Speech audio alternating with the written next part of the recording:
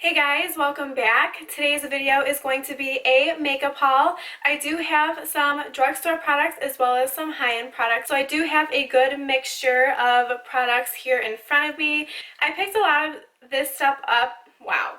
I picked a lot of this stuff up within the past month or so, and I did recently pick some of these other products up within the past couple days. So it is kind of like a collective haul, but I did want to show you exactly what I got because I really am excited to try every single one of these products out. Please don't forget to like this video and subscribe, that way you are notified for any videos in the future. And if you are interested in seeing what exactly I picked up, then please keep watching. So first I do want to start off with the drugstore items. So I made an online order to Ulta because I could not find any of these in any of the Ulta stores.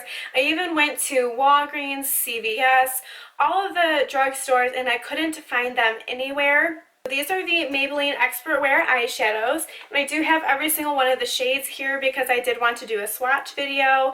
But in case you guys didn't know, Maybelline did reformulate their single eyeshadows. So I'm not going to lie to you guys, I already dug my fingers into every single one of these shades, so I did already open them. This is the shade 80S Forest Green, and it is a very pretty green shade, as you can see. And I'm just going to swatch it on the back of my hand. So as you can see, they're pretty good. I did notice a difference between each and every shade. A lot of them vary, which is why I do want to dedicate an entire video on these and let you guys know exactly which ones I recommend you trying out, because there are a few hidden gems in this line. So this one is 20S Linen, and it's a very light shade, so you guys probably won't even be able to see that. This is Teal the Deal. Very pretty shade for summer, and as you can see, it is very vibrant, so really excited about that shade. And then I have the shade 40S Nude Glow, and this is one of the ones that is honestly amazing. And as you can see, it's extremely pigmented, very metallic.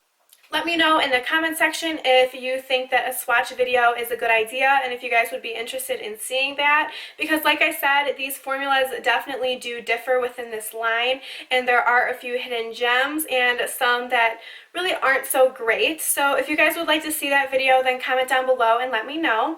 So I actually stopped back at Ulta a couple days ago, and I did some drugstore and high-end shopping there. So the first affordable product that I got there and I'm really excited about is this Essence Sun Club Matte Bronzing Powder. And the reason why I picked this up is because look at how big this pan is. Out of all of the makeup items in my collection, I go through bronzers the most. I don't know what it is. I mean, I honestly use bronzers every single day. I use it as part of my contour routine because I like to bronze first and then I contour. If you guys have ever seen any of my makeup tutorials, I feel like this bronzer really isn't overly warm where it's too orange and very unwearable or unappealing. I am wearing it today, and I feel like it gives a very natural and healthy tan glow to your skin. It had great color payoff when I applied it today, and it went on very, very smooth. It wasn't patchy or anything like that. So I'm really excited to keep trying this out,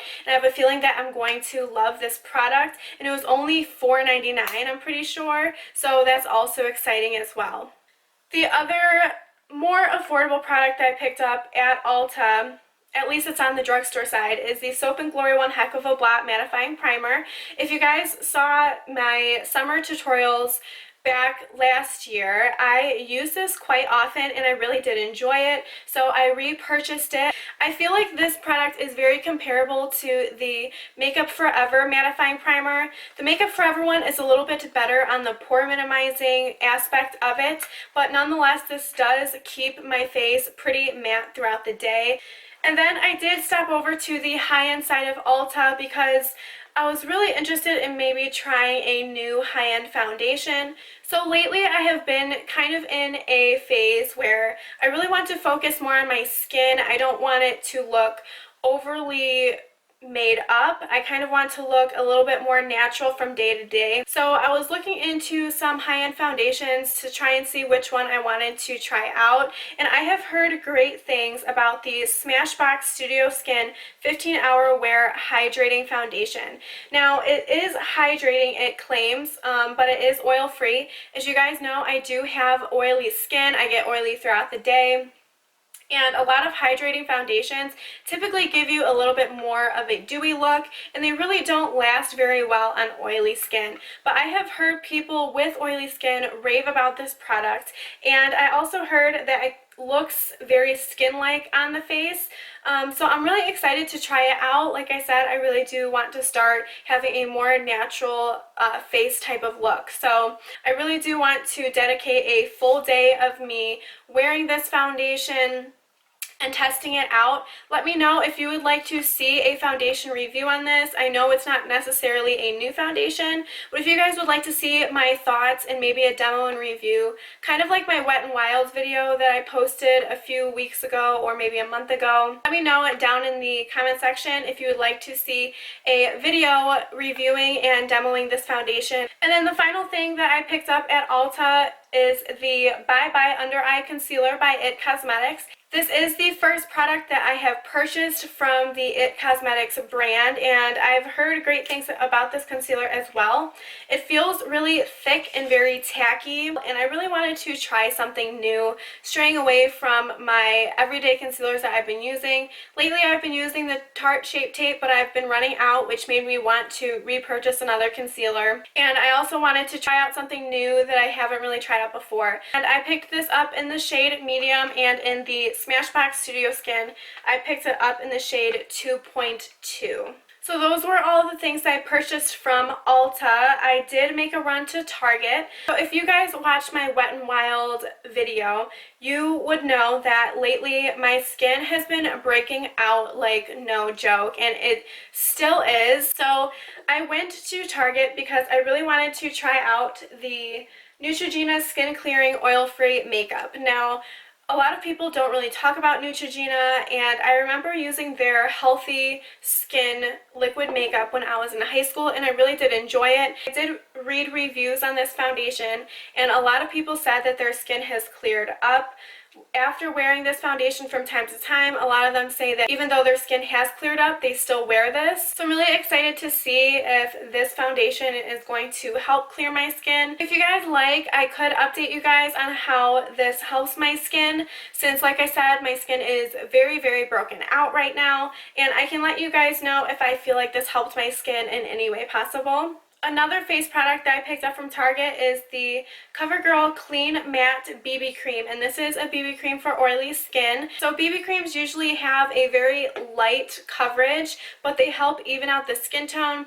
They help hydrate your skin and really correct any discoloration and things like that. A lot of the BB creams out on the market are very hydrating, they're very luminous, and because of that, they're not very good for oily skin, which is why I wanted to pick up this BB cream, because I heard that it has pretty good coverage for a BB cream, but it looks very, very natural. And on top of that, it is for oily skin, so I'm excited to see how this holds up, especially with the warmer months starting to arrive. And then finally at Target, I picked up two highlighters, and they are the e.l.f. Baked Highlighters. So this is them in the packaging, and this is it when you take it out of the packaging. So I picked up Moonlight Pearls, which is this one here, and Blush Gems. But if you guys were wondering, oh my dear Lord, where did it go? So if you guys were wondering what highlighting products I'm wearing on my cheeks today, it is actually both of these products.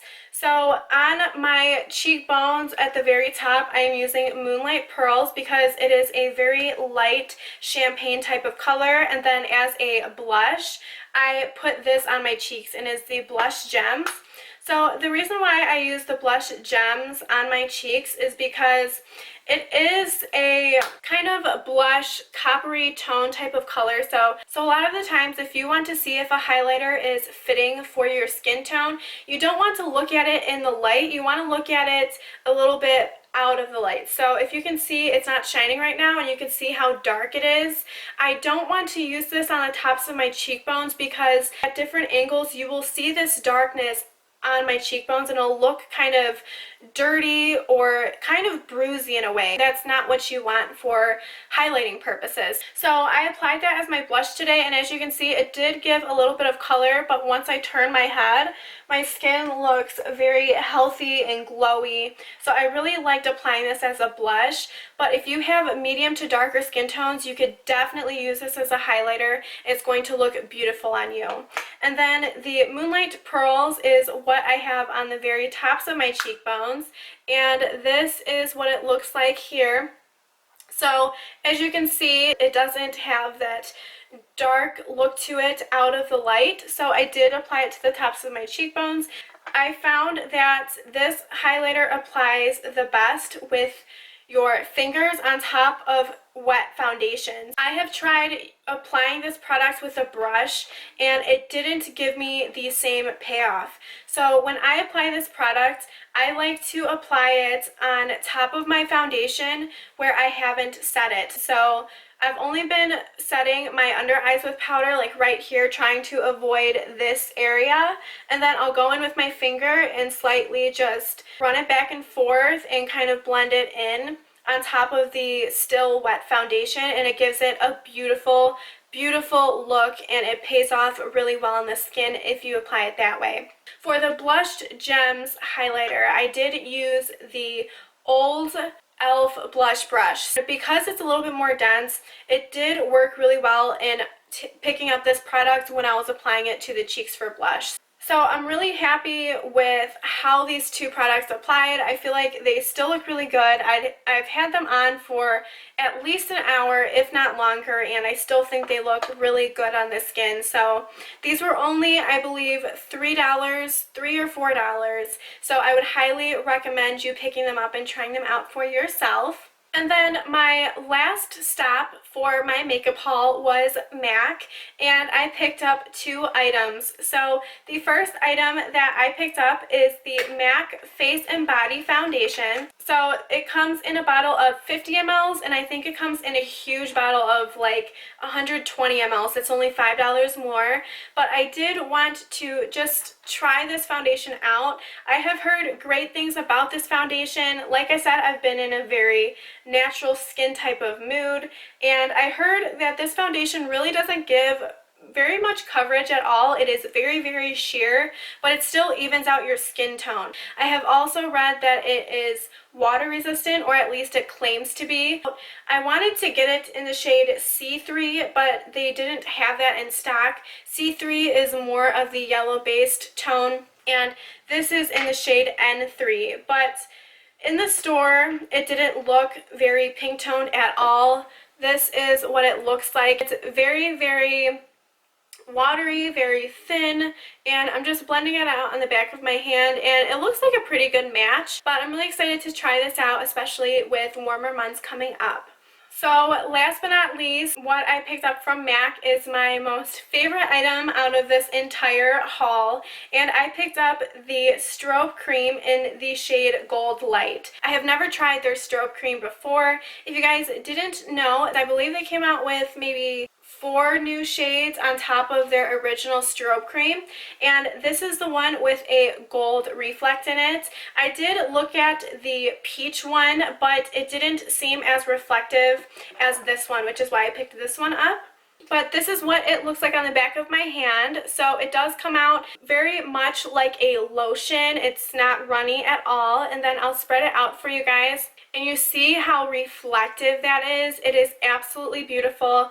Very, very smooth. I would really compare this to a face lotion. So I probably wouldn't apply this on top of my foundation. I would most likely apply this underneath my foundation. If you want this shimmer to show through your face makeup, do not use a full coverage foundation. You want to use something with either medium coverage or lighter. That way you can still see this very pretty shimmer shining through your makeup. So that is all of the products that I hauled. However, I do want to update you guys on a product that I hauled a month or two ago that I posted on my Instagram. If you guys don't follow me on Instagram, I do leave it down below as a link, so go ahead and click that link and hit the follow button.